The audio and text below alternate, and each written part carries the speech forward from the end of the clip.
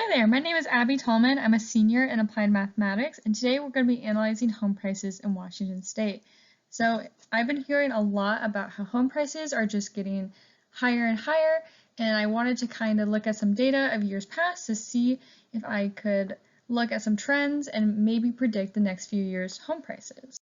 The goal of this project is to use existing data on the median home price in Washington State to predict the next few years of home prices.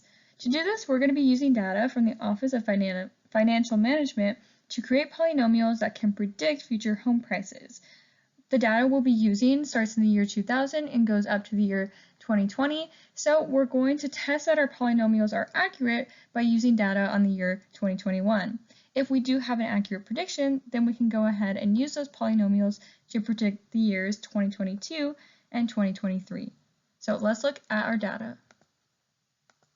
So on this graph, we can see the data from the OFM, or Office of Financial Management. We can see on the horizontal axis, it's time in years, and the vertical axis is price in US dollars. For us, we're going to start our axis in the year 1999. That means when time is 1 year, that actually represents the year 2000. That means when the time is 21, that's the year 2020.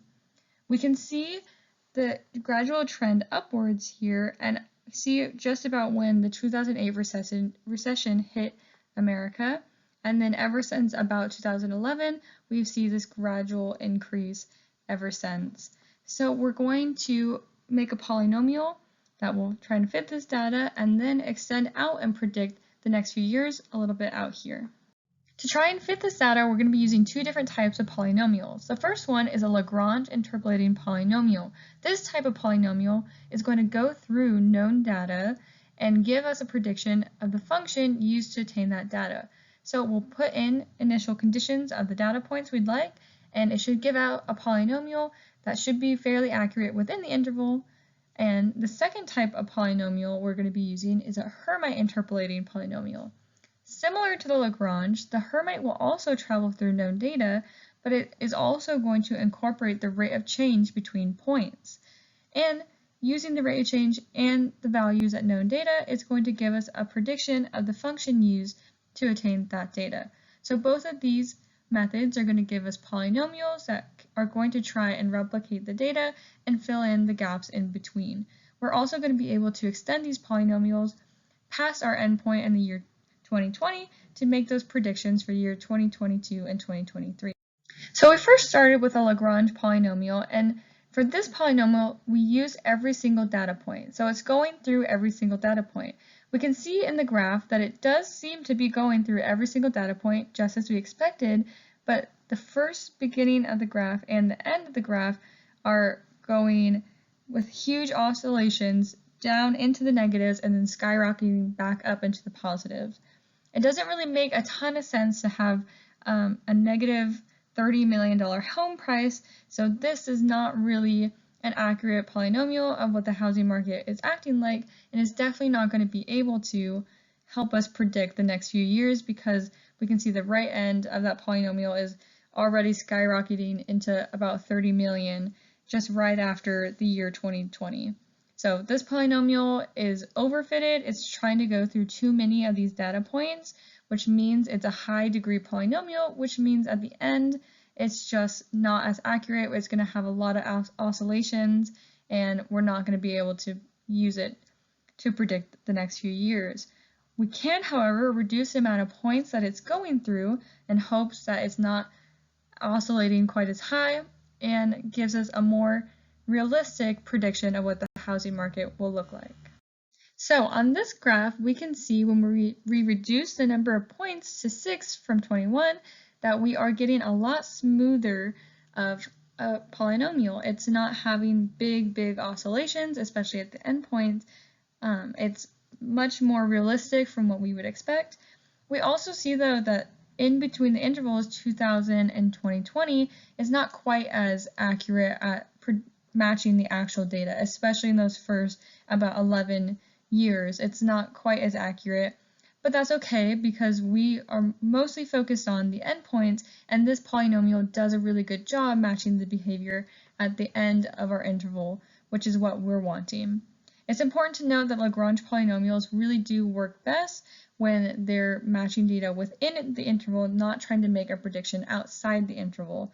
But we can still see this polynomial is giving us pretty close to the actual median home price for 2021, which is seen in red on the graph. It was just under $600,000, and we can see that the green polynomial is getting really close to that, and we can actually measure that error, and we'll do that a little bit later.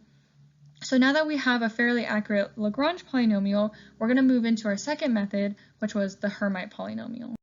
So just like with the Lagrange polynomial, we started our Hermit polynomial going through every single data point from the year 2000 to 2020. And also, similar to Lagrange, this polynomial has really big oscillations in the beginning and the end of our interval. They're going super far into the negatives, which is super unrealistic for housing prices. As far as I'm aware, between the years 2002 and 2003, home prices never had a negative value. So this is just not super accurate within our interval and will not be accurate outside our interval because we're having these really big oscillations. Just like before, this is because the polynomial is trying to go through too many data points at once, and if we reduce the number of points that the polynomial is going through, it should become more accurate. So let's do that now. So this graph shows the Hermit polynomial with only 5 points instead of 21 points. We can see we no longer have those big oscillations at the endpoints, and we're left with a much more smooth and realistic polynomial.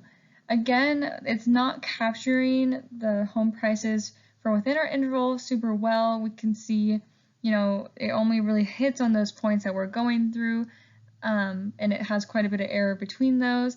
But that's okay, because just like before, we're more focused on the endpoints than we are the middle section and matching that data, because we're trying to predict the next few years. And we can see in red again the median home price in 2021, and this polynomial is getting very close to the actual home price, which suggests it's going to give us a good prediction for the year 2022 and 2023. Now again, we should bring up that Hermit polynomials are much better suited for estimating between data points within the interval than making predictions outside the interval. We can see that the Hermit polynomial over here has a lot of growth happening very quickly. So over here it's growing exponentially, which might give us a little bit of an overestimation that we'll have to keep our eye on. But let's look at the error of this polynomial compared to the 2021 and then make some predictions for the next few years. So here we can see the error for both of the polynomials that we had. We first can look over the Lagrange error. So this is comparing the Lagrange estimation for the year 2021 to the actual median home price in that year. So the absolute error is about $40,000, which just means our polynomial was off by about $40,000. Now, $40,000, at least to me, seems like a really big number. It seems really big, so it must mean that our Lagrange is really far off, right? Well, not quite. So we're working with really big numbers, right? We're talking about home prices that are well above, $500,000 for the year 2021, which means relative to that price, the Lagrange is only off by about 7%, which is actually not that much, and we would see this is actually a pretty good approximation for that year. Now we can look at the Hermit error for 2021 as well. The absolute error in this case is only $22,000 just about, which is again pretty close with only about 3% error from the actual median home price. Okay, so we saw that both of our polynomials were actually fairly accurate for the year 2021, so let's make some predictions. Based on the Lagrange polynomial, the median home price in 2022 would be a little under $700,000, and in 2023 would be just under $900,000.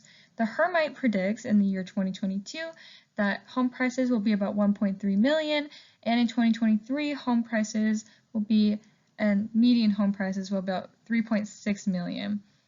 So the Lagrange is estimating much lower values than the Hermit. The Hermit is predicting some really big values.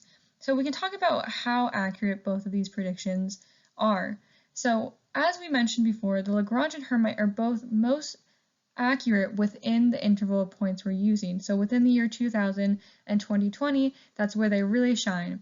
Once we start getting farther and farther away from the interval, we're getting less and less accurate predictions, which is also why we're seeing that the year 2021 had pretty good predictions with pretty low error for both of these, but now the Hermit is saying that the median home price in 2023 is about 3.6 million, which is pretty unrealistic.